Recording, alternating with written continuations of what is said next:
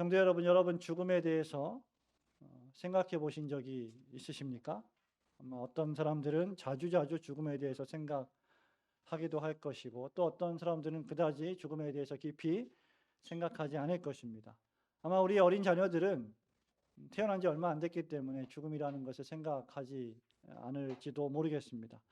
그런데 우리가 살아가면서 얼마나 자주자주 누군가 죽는 것을 봅니까? 특히 우리는 종종 죽은 자의 시신을 보게 됩니다. 여러분 가족의 장례식장에서 여러분 가족의 시신을 보게 되고, 또 누군가의 장례식장에서 죽은 자를 앞에 놓고 슬퍼하고 있는 사람들을 자주 보게 됩니다. 그런데 그 슬퍼하는 사람들도 어찌 보면 죽음을 앞두고 있으며 죽어가고 있는 것도 사실이며, 그 사람들이 죽을 때 다른 이들이 또 그들의 죽음을 슬퍼하게 될 존재들임을 도무지 생각하지 않습니다. 어찌 보면 이 세상에서 죽지 않는 사람은 아무도 없습니다. 어떤 의미에서 죽음이라고 하는 것은 시시각각 우리를 향해 다가오고 있는 야수와도 같다는 생각이 듭니다. 누군가 말했듯이 죽음은 소리 없는 공포와 같습니다. 죽음은 피하고 싶다고 피할 수 있는 게 아니고, 외면한다고 해서 외면되어지는 것도 결코 아닙니다. 또한 죽음은 만인에게 공평하게 찾아옵니다. 그가 어떤 삶을 살았든지 죽음이 비껴가는 사람은 단 한 사람도 없습니다. 우리가 애써 죽음이 멀리 있다고 생각하지만 막상 죽는 순간이 가까우면 이것이 죽음이라고 생각할 때 이미 때는 늦은 것입니다. 간신도 충신도 다 역사 속에서 사라졌습니다. 노인도 아이도, 남자도 여자도, 많이 배운 자도 어리석은 자도 죽습니다. 부자도 가난한 자도, 심지어 짐승들도 사람들도 다 죽습니다. 호흡이 있는 자들은 결국 모두 죽어가고 있고 죽게 될 것입니다. 그런데 중요한 것은 저와 여러분이 죽음으로 우리의 인생이 끝나지 않는다는 사실에 있습니다. 만일 사람이 살다가 죽었어요. 죽은 다음에 그것으로 끝나고 존재가 소멸된다면 어떤 의미에서 매우 속이 편할지도 모릅니다. 이 세상에 살면서 하고 싶은 거 다 하고 원하는 거 다 하다가 마음대로 살다가 죽으면 끝이니까, 죽음이 소멸된다고 하면 얼마나 그것이 위안이 되겠습니까? 다만 더 오래 많이 오래오래 살면서 하고 싶은 걸 더 많이 못하는 아쉬움은 있겠지만, 살아가면서 하고 싶은 거 모두 다 하고 죽는 것은 하나도 후회되지 않는 일이 될 것입니다. 만일 죽음이 그 자체로 끝난다면 말이죠. 하지만 여러분, 하나님의 말씀을 조금이라도 알고 계시는 여러분들이라면 죽음으로 사람의 인생이 끝나지 않는다는 사실을 깨달을 것입니다. 죽음이라고 하는 것은 하나님의 말씀을 불신하고 대적하여 범죄한 죄의 결과이며, 성경은 사람이 죽는 일 이후에 심판이 있다라고 선포합니다. 히브리서 9장 27절에서 뭐라고 말하고 있습니까? 한 번 죽는 것은 사람에게 정하신 것이요 그 후에는 심판이 있으리니라고 했고, 로마서 6장 23절에 따르면 죄의 삭은 사망이다, 죽음이다. 죄의 결과는 죽음이다라고 말했습니다. 그렇다고 하면 죽음 이후의 심판은 누구에게나 찾아올 것입니다. 왜냐하면 죽음이라고 하는 것은 죄의 결과이기 때문입니다. 그래서 오늘 이 오후에 소요리 문답 교리 설교 18번째 시간으로 신자의 죽음이 주는 유익, 이 죽음이 죄의 결과인데 어떻게 신자에게 유익이 될 것인가에 대한 부분을 두 가지로 살펴보려고 합니다. 첫 번째로, 죽음은 불신자들 뿐만 아니라 하나님을 믿는 신자들에게도 실제하는 일이며, 그러나 그럼에도 불구하고 영원한 생명을 덧입는 일이기에 신자에게 유익한 것이다 라는 사실입니다. 여러분 1절부터 4절 말씀 우리가 읽었으나 한 번 더 읽어보도록 합니다. 5장 1절로 4절. 만일 땅에 있는, 시작. 만일 땅에 있는 우리의 장막집이 무너지면 하나님께서 지으신 집 곧 손으로 지은 것이 아니요 하늘에 있는 영원한 집이 우리에게 있는 줄 아느니라. 참으로 우리가 여기 있어 탄식하며 하늘로부터 오는 우리 처소로 덧입기를 간절히 사모하노라. 이렇게 입음은 우리가 벗은 자들로 발견되지 않으려 함이라. 참으로 이 장막에 있는 우리가 짐진 것 같이 탄식하는 것은 벗고자 함이 아니요 오히려 덧입고자 함이니 죽을 것이 생명의 삼킨 바 되게 하려 함이라. 죽을 것이 생명의 삼킨 바 되게 하려 함이라. 이것이 오늘 첫 번째 대지의 핵심입니다. 성도 여러분, 세상은 죽음을 어떻게 정의할까요? 여러분이 죽음이라는 단어를 사전에서 찾아보시면 뭐라고 정의되어 있습니까? 생명이 끊어지는 것 또는 생물의 생명이 없어지는 현상이라고 정의합니다. 끊어지고 없어지고 소멸의 의미를 두고 있죠. 죽음이라고 하는 것은 심장이 멈춘다거나 뇌의 활동이 정지된다거나 또는 육체의 호흡이 멈추면서 시작되는 것이 결코 아닙니다. 여러분 혹시 한번 코와 입을 막고 숨을 참아 보십시오. 얼마나 참을 수 있을까요? 물속에 들어가서 숨을 꼭 참아 보십시오. 산소호흡기 없이. 어떻게 될까요? 아마 폐활량이 아주 뛰어난 사람들은 2분, 3분, 4분까지도 갈 수 있겠지만 보통 사람들은 1분도 견디지 못하고 죽을 것입니다. 상상하기도 싫은 일이죠. 그러니까 죽음이라고 하는 것은 더 이상 호흡하지 못하는 상태라고 세상 사람들은 정의합니다. 하지만 성경은 인간이 하나님의 말씀을 믿지 않고 도리어 사단 마귀의 말을 더 믿었고 그 결과 불순종하여 범죄하고 타락했을 때부터 그 결과 인간은 하나님으로부터 분리되었고 하나님의 생명에서 떠난 자가 되어버렸습니다.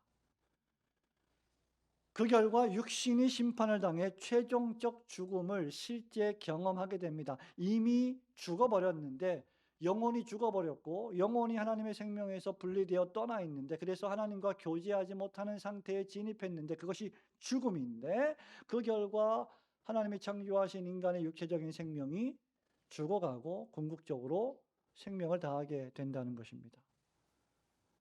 전자를 가리켜 우리는 무슨 죽음이라고 말해요? 영적 죽음이라 말하고 후자를 가리켜서 육적인 죽음이다라고 말할 수 있습니다. 모든 인간이 죽는다는 것은 결국 무엇을 의미하느냐? 모든 인간이 하나님 앞에 범죄하여 하나님과의 교제가 단절되었고 하나님의 생명에서 떠나 있다는 증거입니다. 그러니까 하나님으로부터 분리되고 단절된 모든 사람들은 실제 호흡하고 살아가고 있지만 성경적 입장에서 보자면 이미 죽어버린 것과 다름이 없다는 말입니다. 이렇게 죽음은 우리 인간의 삶에서 실제하는 일입니다. 여러분들 부모님 가운데 이미 돌아가신 분이 계시고 또 몸이 아픈 분도 계시고 연로하신 분도 계실 것입니다. 언제 어느 때 어떤 일이 벌어질지 우리는 알 수가 없습니다. 죽음이라고 하는 것은 우리의 삶 속에서 매우 흔히 체감할 수 있는 실제하는 일입니다. 그런데 오늘 우리는 신자의 죽음이 유익하다 말했습니다. 오늘 설교의 제목이 무엇입니까, 여러분? 이게 얼마나 모순된 일입니까? 죽음이 유익하다니요. 한번 따라해 보겠습니다. 신자의 죽음은 유익합니다. 예. 얼마나 이것이 모순된 말인가? 어떻게 신자의 죽음이 유익하다는 말인가? 여러분, 우리가 로마서 6장 23절 말씀 읽었는데 죄의 삭은 뭐라고 했죠? 사망이라고 했습니다. 그러니까 신자가 죽는다는 것은 죄의 결과 때문에 죽는다는 것을 뜻합니다. 죽음은 하나님의 심판의 결과가 아닙니까? 창세기 2장 7절에서 하나님이 이렇게 말씀하셨습니다. 선악을 알게 하는 나무의 실과는 열매는 어떻게 하라고요? 먹지 말라. 내가 먹는 날에는 정녕 반드시 죽으리라. 하나님의 계명의 말씀을 어겼습니다. 그 결과 우리는 죽게 되어 있는 것이죠. 인류는 하나님의 말씀보다 마귀의 말을 더 신뢰했고 그 결과 죽음이라는 심판을 당했습니다. 죽음이 이렇게 범죄한 결과 발생한 것인데 여러분과 제가 죽는 것이 유익하다는 것이 도대체 무엇을 의미합니까?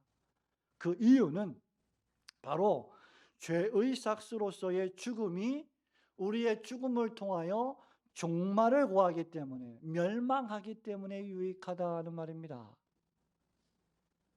자, 여러분 지지난주에 우리는 팀 수양관에 가서 뭐 했어요? 예, 전교인 가족 수련회를 했습니다. 그때 우리가 무슨 말씀을 공부했죠? 에베소서 1장부터 6장 말씀을 다 공부했습니다. 그때 제가 칠판에 쓴 영어 문장 하나 기억하십니까? 존 오웬 목사님이 쓰신 문장. The death of death in the death of Christ. 그리스도의 죽음 안에서 죽음의 죽음.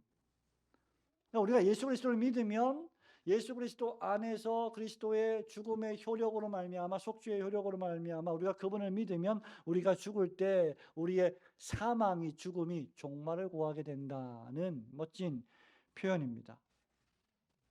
1절에 보시면 여러분 우리의 장막집이 무너지면 하늘에 있는 영원한 집이 있다고 했습니다. 4절에도 보면요. 우리가 덧입고자 함이니 죽을 것이 생명에 삼킨 바 되게 하려 함이니라고 했습니다. 여러분 이 말씀은요. 여러분의 육체가 죽지 않을 영원한 생명을 입는 부활체로 변화될 것을 뜻합니다. 이것이 가장 잘 기록되어 있는 말씀이 고린도전서 15장입니다.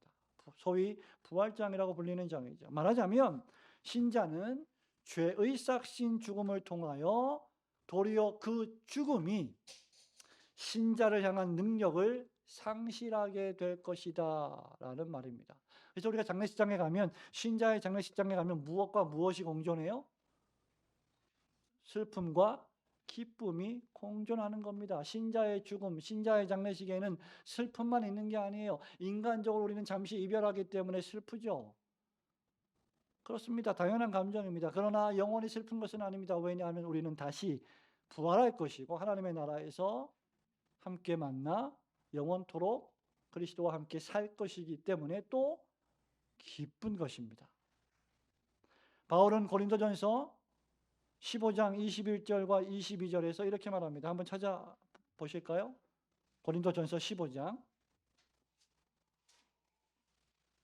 21절부터 22절. 사망이 한 사람으로 같이 읽습니다. 시작. 사망이 한 사람으로 말미암았으니 죽은 자의 부활도 한 사람으로 말미암는도다.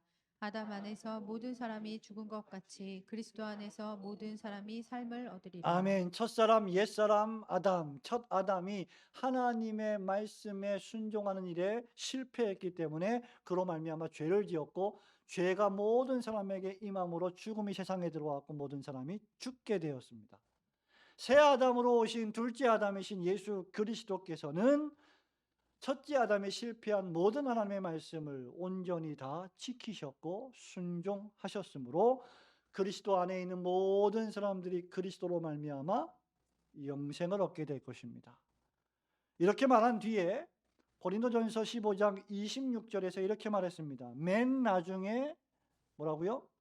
멸망받을 원수는 사망이니라. 예수님을 믿음으로 믿는 신자로 그리스도 안에 죽는 사람은 이런 의미에서 영원히 죽음을 맛보지 않을 것입니다.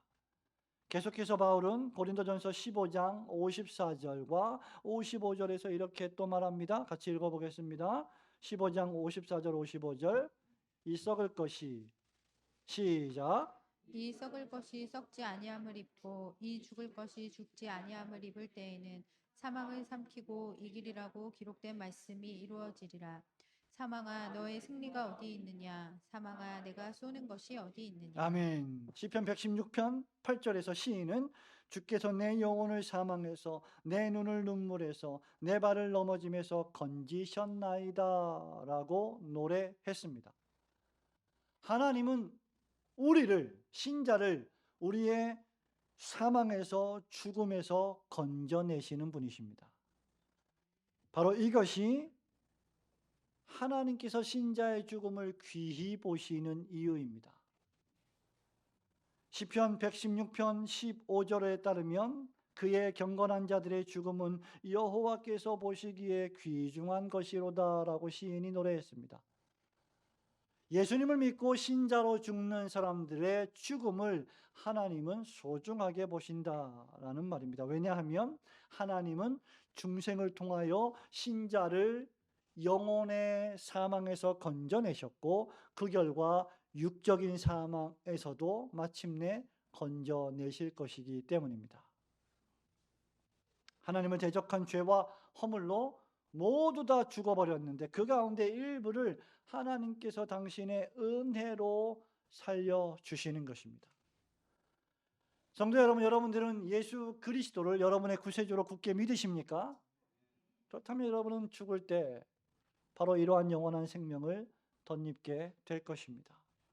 생명의 주님이신 예수를 믿음으로 죽음을 통해 영원한 생명을 얻게 된다는 사실을 성경 말씀을 통하여 확신하시고 살아가는 동안 죽음을 두려워하지 마시고 영원한 생명을 사모하시는 성도들이 되시기를 주님의 이름으로 축원합니다. 두 번째로 신자의 죽음이 유익한 것은 신자가 죽을 때 발생하는 어떤 일들 때문인데 신자가 죽을 때 어떤 상태로 신자가 죽게 되느냐? 즉시 그 영혼이 거룩하게 되어 그리스도께서 거하시는 영광에 진입하는 실제적인 사건이 죽음을 통해서 일어나기 때문입니다. 여러분이 죽을 때 어떤 일이 발생하게 되느냐? 여러분의 영혼이 즉시 거룩하게 되어 그리스도가 거하시는 영광에 진입하게 된다. 4절과 5절 말씀을 한 번 더 읽어보겠습니다. 5장 4절 5절 참으로 시작. 참으로 이 장막에 있는 우리가 짐진 것 같이 탄식하는 것은 벗고자 함이 아니요 오히려 덧입고자 함이니 죽을 것이 생명의 삼킨 바 되게 하려 함이라. 곧 이것을 우리에게 이루게 하시고 보증으로 성령을 우리에게 주신 이는 하나님이시니라. 아멘. 여러분 주보에 있는 3면 소요리 문답 제 37문답도 문답을 해보겠습니다. 제가 질문하면 여러분들이 대답해 보시기 바랍니다. 신자들은 죽을 때 그리스도로부터 어떠한 은덕들을 받게 됩니까? 답 시작. 신자들의 영혼들은 그들이 죽을 때 거룩함으로 온전하게 되어 즉시 영광에 들어가고 그들의 육신들은 여전히 그리스도에 연합된 채로 부활의 때까지 계속 그들의 무덤에서 쉽니다. 자, 신자의 죽음이 유익한 두 가지 이유가 있습니다. 첫 번째 이유는 신자가 죽음을 통해 온전히 거룩하게 되어 즉시 영광에 진입하기 때문입니다. 여러분의 영혼은 불멸합니다. 죽지 않습니다. 소멸되지 않습니다. 영혼 소멸론은 매우 잘못된 이론입니다. 하나님은 사람의 영혼을 지을 때 소멸하는 영혼으로 짓지 않으셨습니다. 영원을 사모하는 영혼으로 지으셨습니다. 그러므로 인간의 영혼은 불멸하고 그렇기에 죽음이라고 하는 것은 육체의 죽음이라고 하는 것은 그야말로 여러분 존재의 종착역이 결코 아닙니다. 왜냐하면 하나님께서 사람을 지으실 때 말씀드린 바와 같이 영생하는 존재로 지으셨기 때문입니다. 마태복음 10장 28절에서 우리 예수님 하신 말씀 혹시 기억하십니까? 제가 읽어드립니다. 몸은 죽여도 영혼은 능히 죽이지 못하는 자들을 두려워하지 말고 오직 몸과 영혼을 능히 지옥에 멸하실 수 있는 이를 두려워하라. 사람의 몸은 죽일 수 있어도 영혼은 죽이지 못한다라는 예수님 말씀이십니다. 우리 예수님께서 십자가에 달려 돌아가실 때 양편에 누가 있었습니까? 아주 악질 죄를 저지른 죄인들, 악인들, 죄수 2명이 함께 십자가에 못 박혔습니다. 그 중에 한편 강도는 예수님을 저주했습니다. 다른 한편 강도는 나를 기억해 주세요라고 예수님께 기도했습니다. 그때 마가복음 23장 13절에서 예수님이 그 자신을 기억해 달라는 한편 강도에게 하신 말씀 기억하십니까? 네가 오늘 나와 함께 낙원에 있으리라. 만약에 십자가에 달려 죽어서 죽음으로 우리의 존재가 소멸된다면 주님과 함께 낙원에 있을 이유가 무엇이란 말입니까? 인간의 영혼은 불멸합니다. 그러나 어떤 상태로 불멸한가가 훨씬 더 중대하죠. 사람이 사는 것 자체가 중요한 것이 아니지요. 어떤 상태로 살아가느냐가 중요합니다. 하나님의 말씀인 성경은 하나님께서 복받을 영혼과 저주받을 영혼을 분리하신다라고 말씀하셨습니다. 종말 시대에 끊임없이 벌어질 일 가운데 하나가 무엇입니까? 양과 염소를 분리하는 것입니다.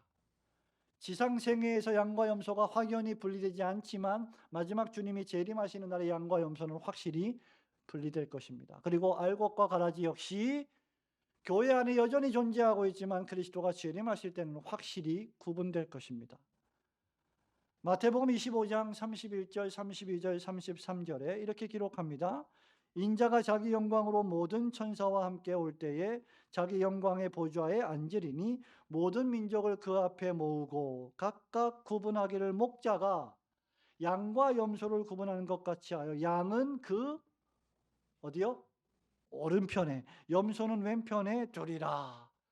그리고 나서 양은 영생의 부활로, 염소는 영벌의 부활로 나오게 될 것이다 라고 설명하셨습니다. 같은 마태복음 25장 마지막 절인 46절은 이렇게 끝납니다. 그들은 영벌에, 의인들은 영생에 들어가리라 하시니라. 그래서 사도 바울이 오늘 본문 다시 고린도후서 5장으로 돌아오셔서 8절에 보면 뭐라고 말합니까? 8절 읽어볼까요? 고린도후서 5장 8절입니다. 시작. 우리가 담대하여 원하는 바는 차라리 몸을 떠나 주와 함께 있는 그것이라. 우리가 담대하여 원하는 바는 차라리 몸을 떠나 주와 함께 있는 그것이라 라고 했습니다. 바울은 빌립보서 1장 23절에서 이렇게 또 말합니다.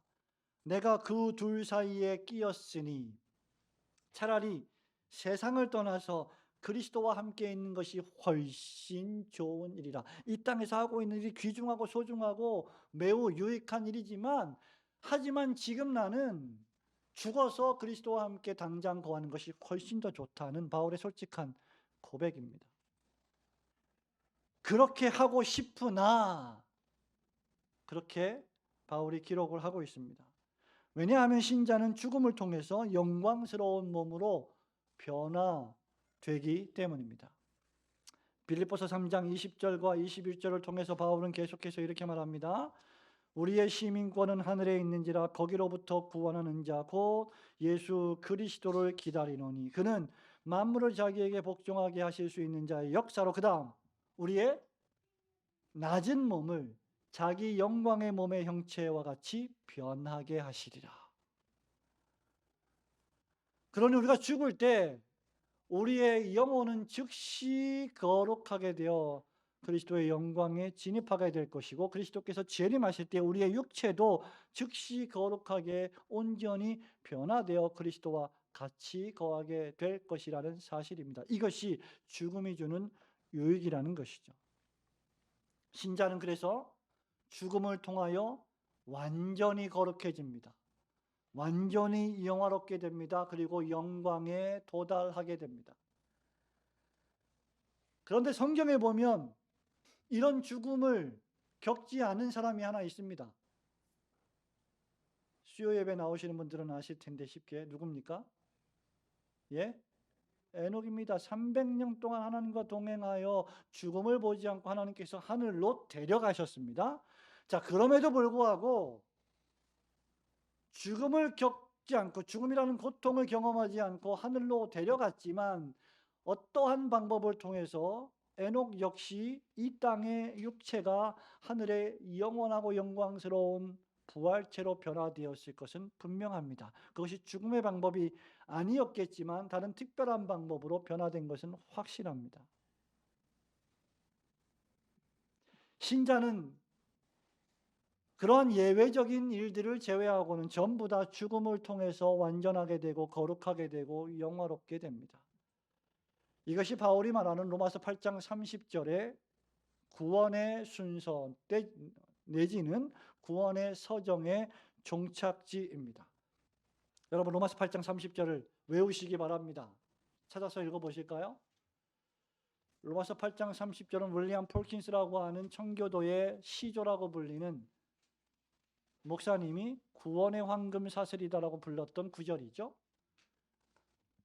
읽어봅니다. 같이 시작. 또 미리 정하신 그들을 또한 부르시고 부르신 그들을 또한 의롭다 하시고 의롭다 하신 그들을 또한 영화롭게 하셨느니라. 하나님이 부르신 자들은 하나님이 반드시 어떻게 하신다? 영화롭게 하신다. 영광스럽게 변하게 하신다. 본문 말씀대로 하면 이 썩어질 육체가 썩지 아니할 영원한 생명을 덧입게 하신다. 그 말입니다. 그렇기 때문에 참된 신자는 죽음을 두려워하지 않습니다. 바울이 뭐라고 말합니까? 사망아, 내가 쏘는 것이 어디 있느냐? 사망을 향하여 오히려 호통치는 바울의 모습을 보게 됩니다. 우리는 지상생애에서 최선을 다하, 여러분 가정에서, 교회에서, 직장에서, 학교에서, 사업장에서, 사회 속에서 최선을 다하여 우리의 신자로서의 삶을 살아가지만 우리는 궁극적으로 우리의 시민권이 하늘에 있기 때문에 이 땅의 시민권을 하늘의 시민권보다 더 중요하게 여기지 않는 사람들입니다. 그 반대가 육적 그리스도인들이죠. 그리스도인인 것 같으나 그렇지 않은 사람들 말입니다. 여러분, 신자의 죽음이 유익한 두 번째 이유는 무엇입니까? 신자의 몸이 그리스도와 연합하여 부활 때까지 무덤에서 안식하기 때문입니다. 첫 번째 유익은요, 신자가 죽을 때 그 영혼이 즉시 어떻게 된다 그랬어요? 첫째, 거룩하게 되고 온전하게 되고 영광에 진입하게 된다. 두 번째 유익은 무엇입니까? 신자의 몸이 그리스도와 연합된 상태로 부활할 때까지 무덤에서 쉬고 있다, 안식하고 있다. 이 말이 무슨 말일까? 여러분 삶을 사실 때 어떠십니까? 여러분 살아가는 것이 즐거우십니까? 행복하십니까? 매일매일이 참 기쁨과 즐거움의 연속입니까? 한번 저울이 있다면 오른쪽엔 여러분의 기쁨과 즐거움, 행복, 모든 좋은 것들을 다 올려놓으시고 왼편에는 슬픔, 괴로움, 고통, 고난, 사건, 사고 이런 거 다 올려놔 보세요. 어디가 더 무거울까요?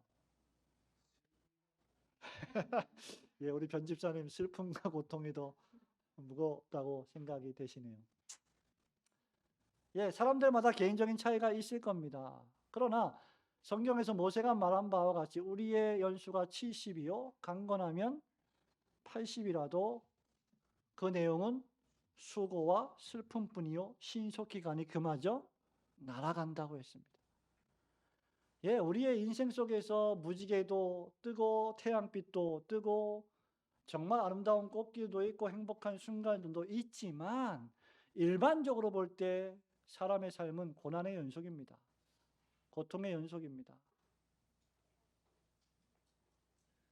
어린아이에게서 어른의 모습을 볼 때 슬픈 노래를 불러요. 슬픈 노래를 불러요. 이게 뭔지 아십니까? 가수 김광석의 노래예요. 아니, 어린아이에게서 어른의 모습을 보고 왜 슬픔을 느끼냔 말이에요. 일종의 염세주의, 허무주의.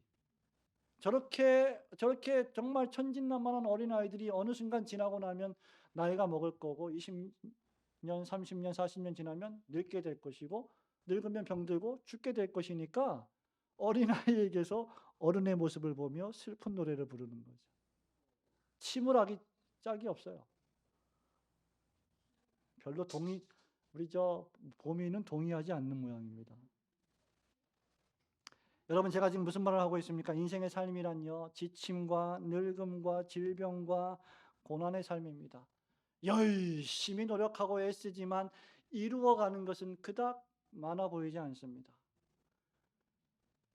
정말 열심히 일하지만 뭔가 되는 것도 많아 보이지가 않습니다. 내 뜻대로 잘 되지 않습니다. 사업도, 일도, 자식들도, 관계도 참 어렵고 힘듭니다. 그런데 죽음이라는 것은 그런 고난과 고통으로부터의 해방입니다. 여기에 죽음의 역설이 있죠. 죽음은 죄의 싹이면서 동시에 신자에게는 죄를 짓는 삶의 종말을 고하는 것입니다. 죽음은 그런 의미에서 특별히 신자에게 더욱 유익한 것입니다.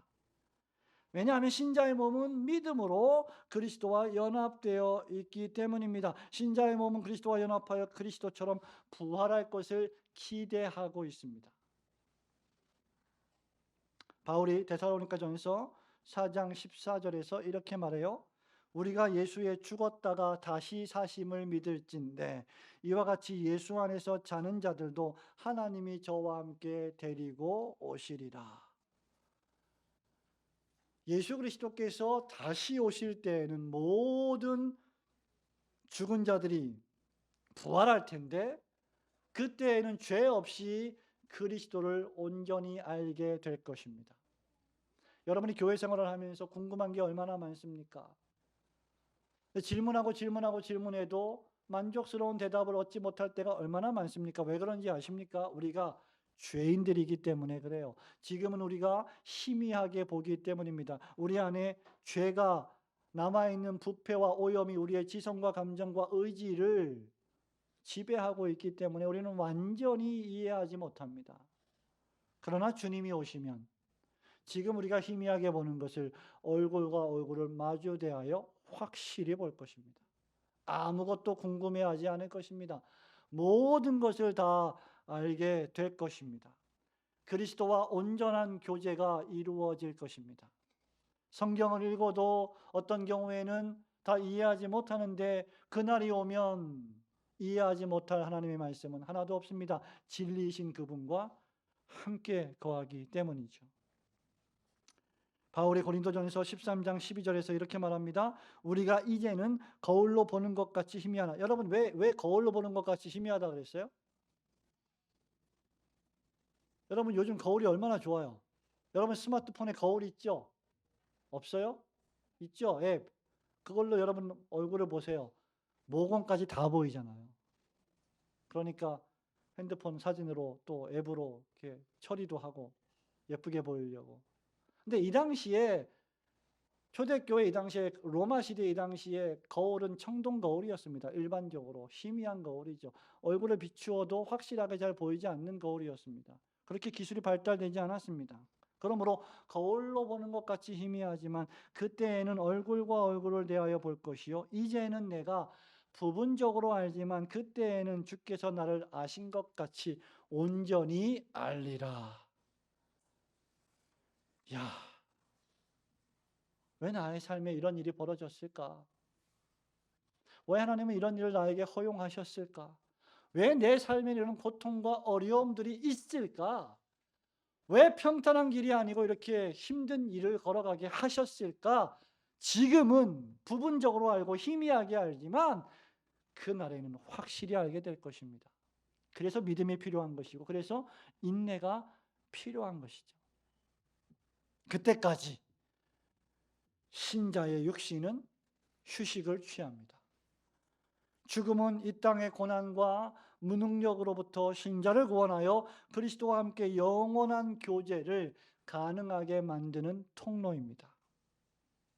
그래서 바울은 뭐라고 말했습니까? 8절에서 차라리 몸을 떠나 주와 함께 거하는 그것이라고 했어요.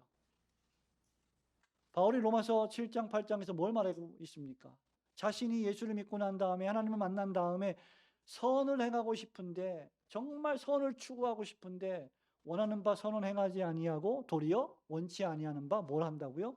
악을 행하는도다. 오호라 나는 곤고한 사람이로다. 누가 이 사망의 몸에서 나를 건져내랴. 이렇게 한탄했던 사람이에요. 왜? 남아있는 죄의 연약 때문에 바울조차도 범죄하며 살았습니다. 그런데 그런 의미에서 바울은 몸을 떠나 그리스도와 함께 하는 것을 더 좋아한 것입니다. 죄 짓지 않기 위하여, 죄를 그치기 위하여. 얼마나 그리스도와 함께 거하기를 갈망한 바울의 거룩한 모습입니까? 우리가 죽음을 통해 즉시 거룩하게 되어 하나님의 영광의 나라에 진입하게 될 것을, 그리고 그때까지 우리의 육체는 죄를 그치고 무덤에서 안식하게 될 것을 굳게 믿으시고 사는 날 동안 부활을 소망하며 하나님의 나라와 그 뜻을 위해 살아가시는 성도들 되시기를 주님의 이름으로 축원합니다. 사랑하는 성도 여러분, 죽음에 대해서 설교하니까 기분이 별로 안 좋으십니까? 예, 말씀을 맺습니다. 요즘은 진짜 참 의술도 많이 발달되고 여러 가지 첨단 과학 기술도 있고 인간의 육체를 연장시키려고 하는 뭐 나노 로봇 그런 시대를 살고 있기 때문에 인공적으로 신장 뭐 우리의 몸에 있는 어떤 기관들을 이식해서 일부를 기계로 대치해서 더 생명을 연장하려고 하는 시대에 우리는 살아가고 있습니다. 얼마나 오래 살기를 원하면 그러하겠습니까? 그런데 여러분, 신자의 죽음은 신자로 하여금 하나님이 주신 생명 그대로 이 육체적인 삶을 더욱 귀중하게 살게 하는 원동력이 됩니다. 하나님께서는 우리의 영혼뿐만 아니라 여러분의 육체도 귀히 여기십니다. 사람들이 일반적으로 아주 안 좋은 생각, 잘못된 생각하는 것 가운데 하나가 영혼은 거룩하고 육체는 더럽고 불결하다.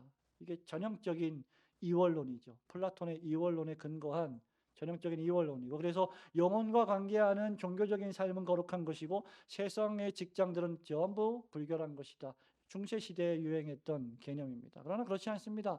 하나님은 여러분들을 흙으로 빚으시고 그 코에 생기를 불어넣으셔서 비로소 생령, 즉 사람이 되게 하셨습니다. 육체는 영혼만큼이나 하나님 보시기에 아름다운 것입니다. 부활 때에는 영혼만이 아니라 우리의 육체도 부활하여 주와 함께 거하게 될 것입니다. 8절 9절 우리 한 번 더 읽어볼까요? 고린도후서 5장 8절 9절 우리가 담대하여 시작. 주와 함께 있는 그것이라. 그런즉 우리는 몸으로 있든지 떠나든지 주를 기쁘시게 하는 자가 되기를 힘쓰니라. 아멘. 그리스도인으로서 우리는 몸을 떠나 주님과 함께 영원히 거하는 것을 더 나은 것으로 여깁니다. 여러분 어떠십니까? 특히 교회에서 직분자로 봉사하시는 우리 목사, 장로님, 안수 집사님들, 권사님들, 우리 교역자들 어떠십니까? 할 수만 있으면 이 짐을 좀 빨리 벗고 하나님의 나라에 들어가기를 원치 않으십니까? 그렇지 않으시나요? 얼마나 이 사역이 무겁고 얼마나 이것이 소중한 일인지 그렇기에 오히려 더 빨리 벗고 싶은 것이 우리의 인간적인 심정일 것입니다. 뿐만 아니라 우리는 이 땅에 살아가면서 쓸데없는 죄악된 생각과 말과 행동으로 죄를 짓기 때문에 그 죄를 멈추기 위해서라도 주님이 속히 오셨으면 좋겠고 주님과 함께 거하기를 소망하게 될 것입니다. 그러나 그렇다고 해서 우리가 스스로 몸을 상하게 하거나 스스로 목숨을 끊는 것은 자신의 몸을 죽이는 살인하는 일이며 십계명 중에 살인하지 말라는 계명을 어기는 중범죄입니다. 우리는 주님과 함께 하기를 원하지만 우리 스스로 목숨을 끊어 주님과 함께 거하기를 원해서는 결코 안 됩니다. 그럴 권한이 권리가 우리에게는 없습니다. 그것은 사단 마귀가 주는 아주 악한 생각입니다. 오히려 신자들은 구절 말씀처럼 몸으로 있든지 즉 떠나든지 지금 육체로 살아있든지 떠나든지 항상 사나 죽으나 주를 기쁘시게 하는 자가 되기를 힘써야 할 것입니다. 살아있으며 살아있는 동안 주님을 기쁘시게 하고 죽는 순간에도 주님을 기쁘시게 하며 죽는 것이 우리의 삶의 태도입니다. 그러나 확실한 사실은 죽음 이후에 신자는 우리의 생명 대신 예수님을 만나게 될 것입니다. 욥은 욥기 19장 25절로 27절에서 이렇게 고백했습니다.